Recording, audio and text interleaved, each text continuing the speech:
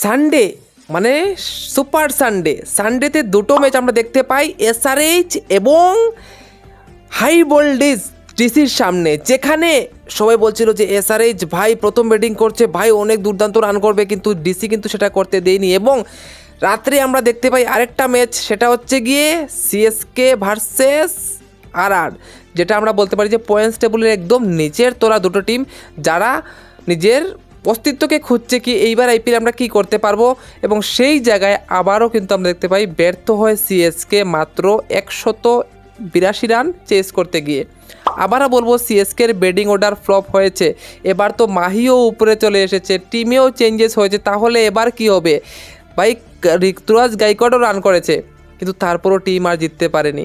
তো এর থেকে বোঝা যাচ্ছে যে ভাই ওল্ড জেনারেশনের যে টিমটা ওরা ক্রিয়েট করেছে সেটা দিয়ে আর হবে না। এখন টি-20 একটা অন্য মাত্রায় চলে গেছে। এখন টি-20 হচ্ছে ভাই 250 ধরনের রান ভাই করছে তারা, এবং তারা করে প্রায় টিম ভাই ইজিলি পৌঁছে যাচ্ছে টার্গেটের কাছে বাজে। কিন্তু চেন্নাই টিমের কাছে যদি তোমরা 190 180 রান তুলে দাও, ওরা বলবে ক্ষমা করো আমার দ্বারা হচ্ছে না। যাই হোক, এই হচ্ছে কি ব্যাপার, যেখানে আমরা দেখতে পাই নীতিশ রানা দুর্দান্ত পারি খেলে, এবং প্রথম ম্যাচে মিচেল স্টার্ক দুর্দান্ত বোলিং দেখতে পাই আমরা, এবং ডুপ্লেসির কাছ থেকেও ভালো ব্যাটিং দেখি প্রথম ম্যাচে। এবং দ্বিতীয় ম্যাচে আমরা দেখি ঋতুরাজ গাইকোয়াড় চেষ্টা করেন, MS ধোনি এবার একটু তাড়াতাড়ি চলে আসেন এবং ওখানে এসে উনিও চেষ্টা করেন, কিন্তু সবসময় তো ভাই আর ধোনি পারবে না, 18 বছর ধরে করে আসছে, সবসময় তো আর হবে না। সন্দীপ শর্মা আবারও MS ধোনিকে আটকে দিল শেষ ওভারে।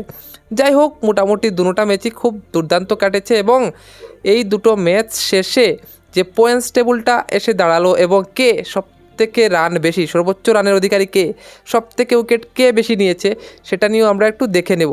ঠিক আছে, তো প্রথমে পয়েন্টস টেবিলের দিকে যে আমরা লক্ষ্য করি, নাম্বার 1-এ রয়েছে আরসিবি। হে দোস্ত, আরসিবির নেট রান রেটটা কিন্তু দুর্দান্ত, যেখানে +2.266 রয়েছে আরসিবির নেট রান রেট, এবং দুটো ম্যাচ খেলেছে, দুটোটাই কনভিনসিংলি ভাই জিতেছে। এবং নাম্বার 2-তে রয়েছে দিল্লি ক্যাপিটালস। হ্যাঁ, প্রথম ম্যাচ একটু ফেসে গিয়েছিল, আমি বলবো একটু না বেশিই ফেসে গিয়েছিল, যেখানে আশুতোষ শর্মা নিজের দমে ভাই ম্যাচটাকে জিতিয়ে নেয়। এবং দ্বিতীয় ম্যাচ ক্লিনিং পারফরমেন্স দিল্লির কাছ থেকে, এবং ওরাও কিন্তু টেবিলের শীর্ষে, যেখানে দুটো ম্যাচ খেলেছে এবং দুটো ম্যাচই ওরা জয়যুক্ত হয়ে ওদেরও কিন্তু পয়েন্ট +1.370। নাম্বার 3-তে LSG রয়েছে, যে টিমকে নিয়ে সবাই বলছিল যে ভাই এই টিমের তো বোলিং নেই, কিন্তু ওরা এসআরএইচকে আটকে দিয়েছে, এবং ওদের রান রেট হচ্ছে গিয়ে +0.936। এবং নাম্বার 4-এ রয়েছে জিটি গুজরাট। হ্যাঁ, গুজরাটকেও একসময় মনে হচ্ছিল যে গুজরাট কী করবে এবার, সঠিক বোঝাচ্ছে না, কিন্তু গুজরাটও কিন্তু দুটোটা ম্যাচই খুব ভালো খেলেছে। হ্যাঁ, পাঞ্জাবের সাথে হেরেছে, কিন্তু দুটোটা ম্যাচ দুর্দান্ত খেলেছে, এবং ওদেরও নেট রান রেট কিন্তু +0.625। এবং নাম্বার 5-এ রয়েছে PBKS। হ্যাঁ, পাঞ্জাব কিংস রয়েছে নাম্বার 5-এ।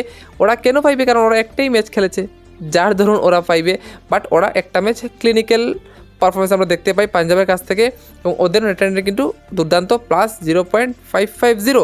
এবং নাম্বার 6-এ রয়েছে ভাই KKR। হ্যাঁ, নাম্বার 6-এ KKR রয়েছে, ওরাও কিন্তু একটা ম্যাচ প্রথম ম্যাচ হারার পর আরসিবির কাছে দ্বিতীয় ম্যাচে রাজস্থানের বিরুদ্ধে দারুণ একটা কামব্যাক দেখতে পাই। নাম্বার 7-এ যদি আসি, নাম্বার 7-এ রয়েছে CSK।